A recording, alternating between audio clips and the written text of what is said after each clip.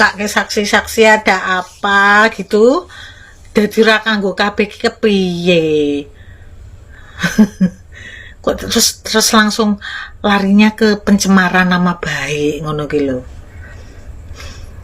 Walaupun kita tahu ya kalau pencemaran nama baik itu ada 3 versi kalau seingat saya ya.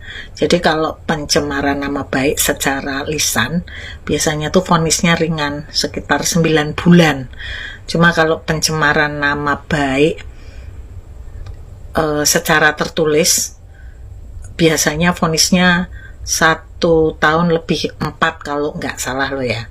Nah yang paling berat tuh lah itu pencemaran nama baik melalui media elektronik ya.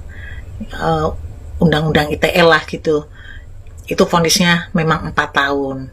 Jadi ini Nikita kenanya yang vonis 4 tahun ini, tapi dendanya. Assalamualaikum warahmatullahi wabarakatuh. Jumpa kembali dengan kami, channelnya Bang Anto Jember. Semoga kalian semua sehat dan dilancarkan rezekinya. Baik teman-teman, pada kesempatan sore kali ini kita akan mereaction kembali ya kabar terbaru dari kasus sidang Nikita Mirzani, yang akhirnya Nikita Mirzani divonis 4 tahun penjara dengan denda 1 miliar. Nah ini sangat jauh sekali dengan tuntutan jaksa penuntut umum yang menuntut 11 tahun penjara untuk Nikita Mirzani. Nah di sini banyak kejanggalan-kejanggalan dari kasus Nikita Mirzani ya, karena Nikita Mirzani dituntut dalam kasus pemerasan itu tidak terbukti, kemudian dituntut lagi dengan kasus pencemaran nama baik juga tidak terbukti. Nah untuk itu tonton video ini selengkapnya agar tidak terjadi salah paham. Yuk tanpa berlama-lama mari kita saksikan bersama-sama. Ada satu adegan menarik pasca Majelis Hakim Pengadilan Negeri Jakarta Pusat menjatuhkan putusan kepada Nikita Mirzani, di mana dia divonis 4 tahun penjara dan denda 1 miliar. Nikita Mirzani menghampiri Majelis Hakim dan mengajak bersalaman. Tapi hakim tidak mau diajak salaman. Nah pertanyaannya, emang boleh nggak sih sebenarnya hakim bersalaman dengan terdakwa? Hakim memang tidak boleh bersalaman dengan terdakwa. Ingat itu. Dasarnya apa? Kode etik dan pedoman perilaku hakim. Jadi hakim bukan hanya dituntut untuk independen, tapi juga harus menunjukkan independensinya. Bukan saja dituntut untuk imparsial, tapi juga harus menunjukkan imparsialitasnya. Bukan saja dituntut untuk berintegritas, tapi juga harus menunjukkan integritasnya. Nah, kalau hakim bersedia untuk salaman dengan terdakwa, nanti bakal muncul dugaan macam-macam. Apalagi dibandingkan dengan tuntutan penuntut umum, vonis yang dijatuhkan oleh hakim ini terhitung cukup rendah. Sehingga tidak kaget kalau Nikita Mirzani terlihat sumringah. Paham? Selasa 28 Oktober 2025 jatuh vonis 4 tahun kurungan, yang berawal dari wacana 20 tahun sampai ke tuntutan jaksa 11 tahun. Kita bicara di tuntutan jaksa yang 11 tahun. Seharusnya putusan hakim gak jauh-jauh dari situ. Semaksimal-maksimalnya turun dari 11 tahun adalah 7 tahun atau di atasnya sedikit. Nggak mungkin tuh 6 tahun, 5 tahun.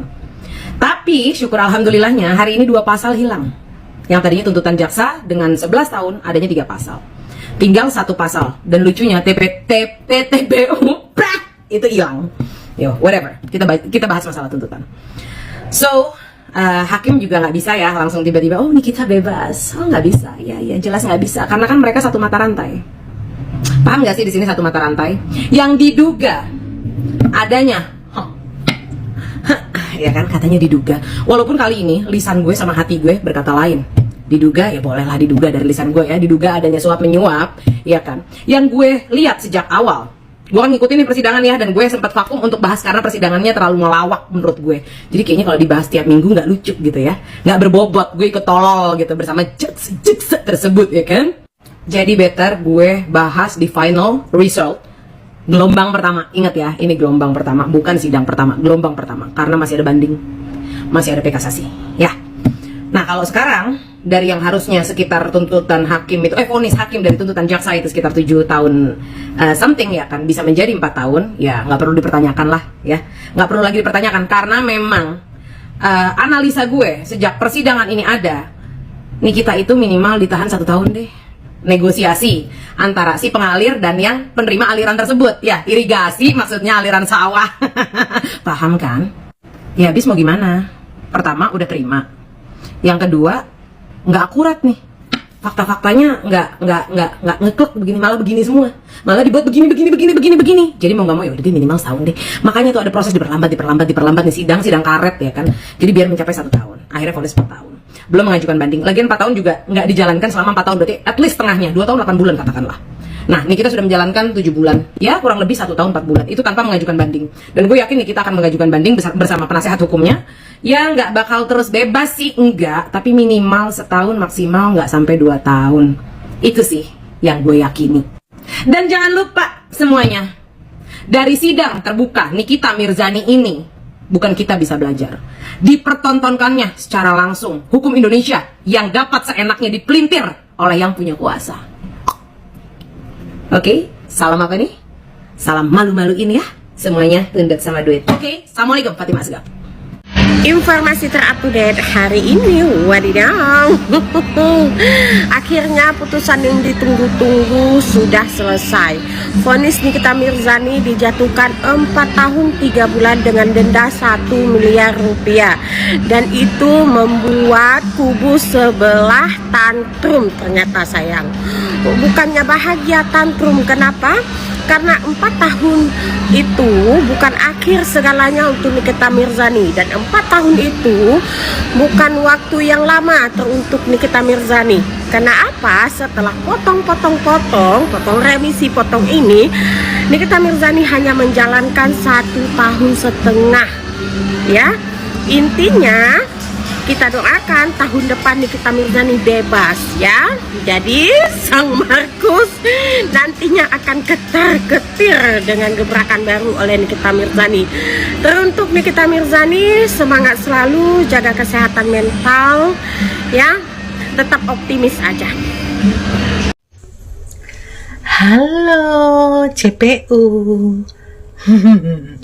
Tewas ngumpul ke kalau sidang bukunya sak gunung oh. Sampai berbulan-bulan dakwaannya TPPU ya, sampai mulutnya do meniren kabeh, terus itu sampai do maskeran kabeh, sing didebat yang dibahas tiap hari kalau setiap sidang meneh-meneh masalah pemerasan. Lah terus kok endingnya vonisnya bukan karena pemerasan, ki kepriye? Gimana itu? Terus tuh buku segini sak tumpuk gitu sampai nekake saksi-saksi ada apa gitu. Dadi ra kanggo kabeh kepiye. Kok terus langsung larinya ke pencemaran nama baik ngono ki lho. Walaupun kita tahu ya kalau pencemaran nama baik itu ada 3 versi kalau seingat saya ya. Jadi kalau pencemaran nama baik secara lisan biasanya tuh vonisnya ringan sekitar 9 bulan. Cuma kalau pencemaran nama baik secara tertulis biasanya vonisnya 1 tahun lebih 4 kalau nggak salah loh ya. Nah yang paling berat tuh lah itu pencemaran nama baik melalui media elektronik ya. Undang-undang ITE lah gitu, itu vonisnya memang 4 tahun. Jadi ini Nikita kenanya yang vonis 4 tahun ini, tapi dendanya perasaan di KUHP itu perasaan dendanya 750, perasaan segitu. Nah nih di sini nih ya, nanti mari kita tunggu serangan balik dari Nikita. Karena dakwaan sing gembar-gembor terus itu katanya masalah pemerasan kan akhirnya tidak terbukti itu di situ ya. Lah itu ayo kita lihat nih kok saya rame mana iki. Dari pihaknya Nikita Mirzani nanti akan ada serangan balik menuntut masalah itu enggak menurutmu? Ya, karena jadinya kan itu enggak terbukti gitu lah. Lucunya lagi kalau nggak terbukti kenapa nggak dibebaskan tetap dilarikan apa, malah prediksi saya nih ya, kalau Nikita itu dibebaskan kok nggak mungkin. Kenapa nggak mungkin? Karena Nikita sudah menjalani di dalam sel tahanan itu sampai 8 bulan gitu loh. Kalau sampai vonisnya bebas gitu, pasti Nikitanya akan nyerang balik kan. Nah, pikir saya nanti ya wis vonisnya 1 tahun aja gitu, dipotong masa tahanan ngerti nih aku gitu loh. Ternyata malah tuduhannya ke pencemaran nama baik. Sekarang gini aja ya, kalau merasa dicemarkan nama baiknya, tinggal kembali lagi itu produknya aman apa enggak, benar apa enggak gitu loh. Kalau produknya aman, produknya benar, baru kenanya pasal pencemaran nama baik. Berarti fitnah produk bener kok dikeluar-keluar di luar kok katanya overclaim. Nah itu, tapi kan ini terbukti kalau produknya itu tidak benar. Terus izin dari BPOM-nya juga nggak ada. Terus juga ada produknya orang lain tapi ditumpangi, ditutup gitu ya pas di persidangan yang saya lihat. Jadi kalau pencemaran nama baik kok koyo rapas juga gitu loh menurut saya. Ini JPU-nya ya. Gimana Bu, capek enggak? Itu berkasnya yang tebel segini itu diloake ke bakul itu tempe goreng, bakwan goreng. Lumayan kertasnya bisa buat bungkus gorengan ya. Lah kok sia-sia nemen kopian sampai sak kapal gini. Kalau si Bang bukunya sampai segini tekan kono udah kanggo. Piye